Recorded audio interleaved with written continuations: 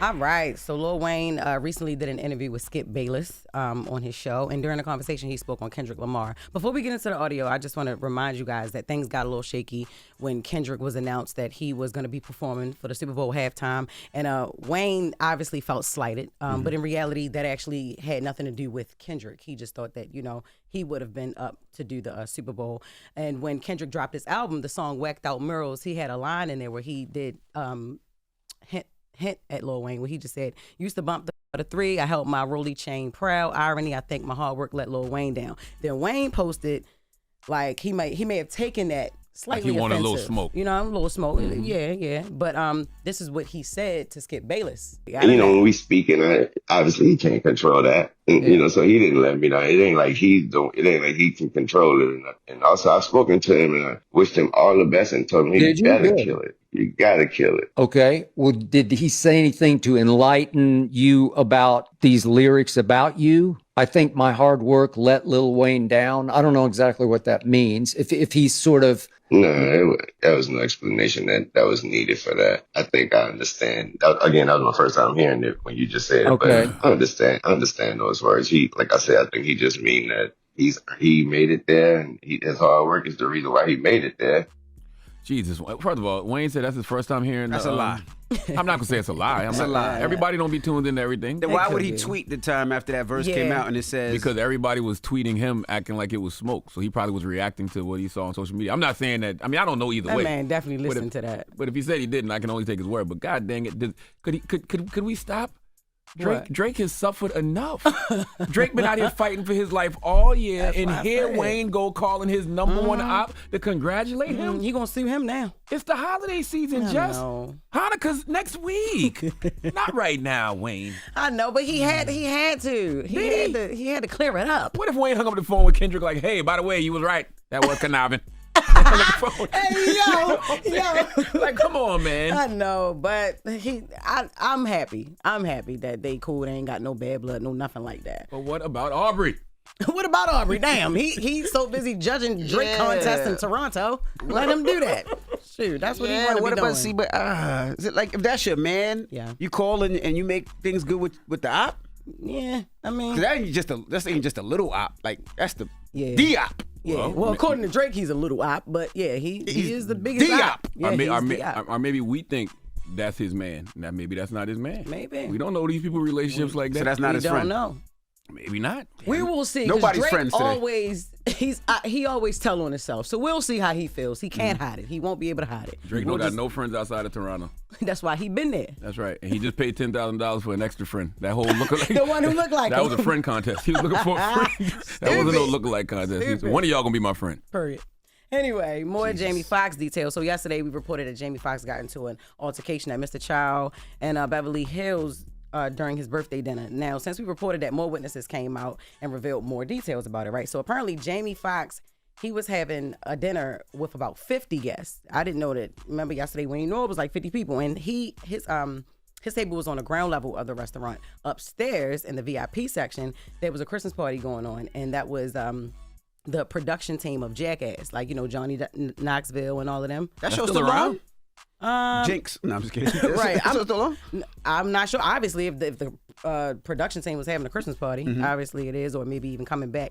Johnny and them weren't there, though. The main cast, they weren't there. It was just their production team. And the production crew, they must have noticed Jamie, like, oh, he here for his birthday, so they sent him a drink. Now, Jamie don't drink. So, but he didn't refuse the drink. He took it. He just didn't drink the drink, right? And when somebody was like, those are the people that sent you the drink, they had a laser, and it was like a penis printed laser, like one of them little beams, like penis projector pin. Yeah, a penis ordered projector one last pin. night. As soon as I heard the story, Jesus Christ, you probably been had a bunch of them around the house, crazy.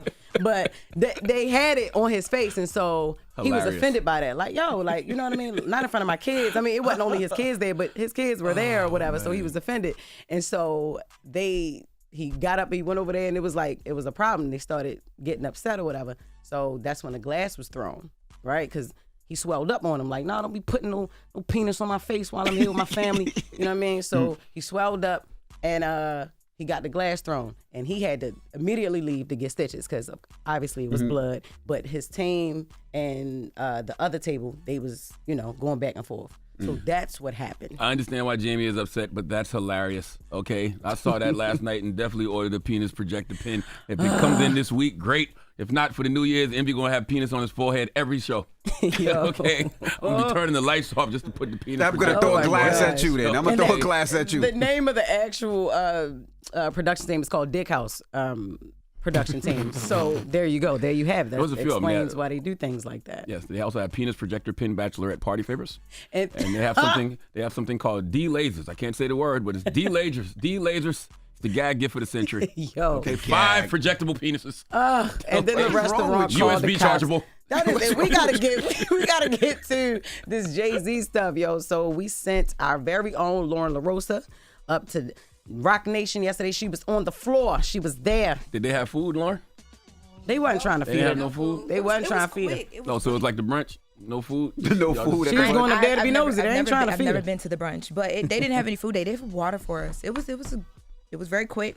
So what happened? We got 4 minutes. Yeah, so when we got there, they went through a lot of the details that we've already talked about from the case. Who was there? Was Hov there? Who was there? No, Jay-Z was not there. We were speaking to his attorney and presented information by his attorney, Alex Spiro, who's been heading everything. And it was just like other media, like a few other outlets there.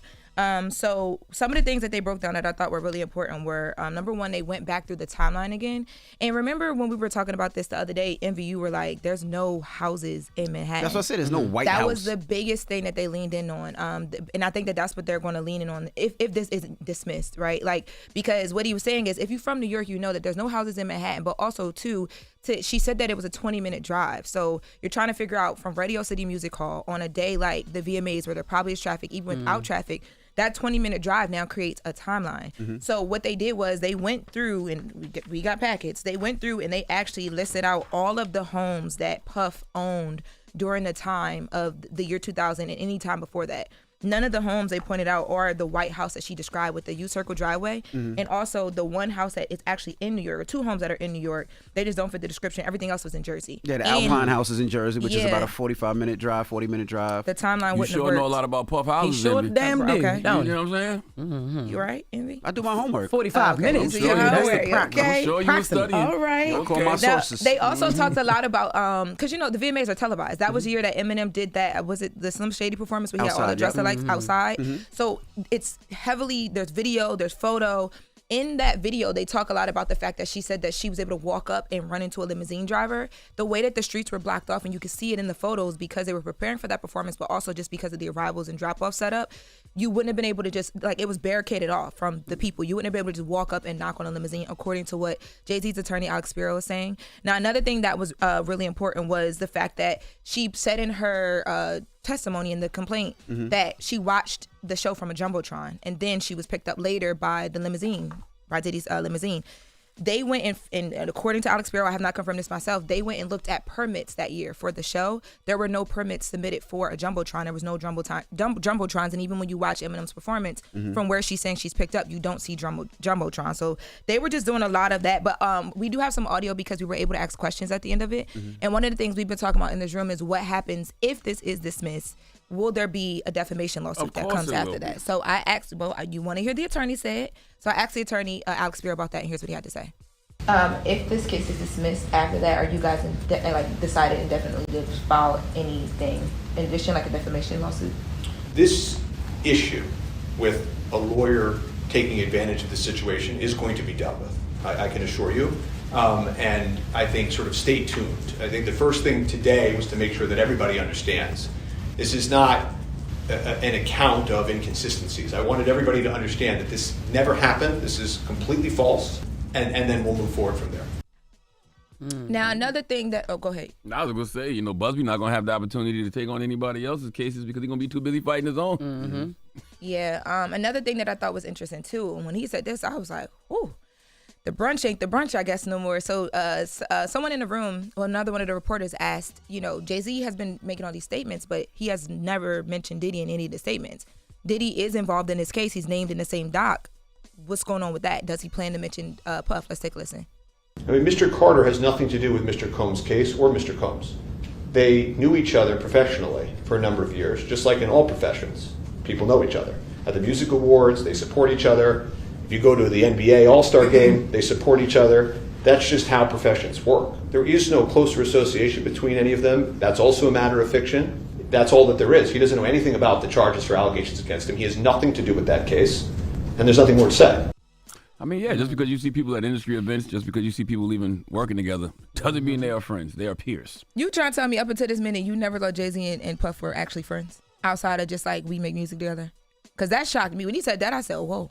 I thought that they were friends. I thought that Diddy and Jay-Z were friends. It makes sense you're going to distance yourself right now, but I thought that they were friends. And I thought that you could look at photos and disprove what Alex Sparrow just said. I thought that was a big thing for him to say. I don't know. I never thought about it, to be honest with you. I thought they were friends, but like you said, I don't know the inside and outside of their lives, but I thought they were friends. But like you said, I take a picture with a lot of people. Do I consider them friends? Do they come to my house? Do they come over for Thanksgiving? Do they know my kids? Do they know my parents? Yeah. No, not necessarily. We do take pictures a lot, and in this industry, you see the same people over and over again, so you do. So I would assume that they are, but once you break it down like that, maybe they not. Maybe Wayne just called Kendrick and said, "Congratulations, you better kill it, kill it, kill it." That's crazy. And do not like us twice. My friend can't do that. Y'all know how I feel about friends. I feel like, you can't just throw around the word friend. Like, a friend means it's your confidence, somebody that you can go and sleep over their house. You can you can't say a friend. You can say associate in the industry or in the business. But if we never knew them to be friends, then we can't just assume that they were. And why do we assume?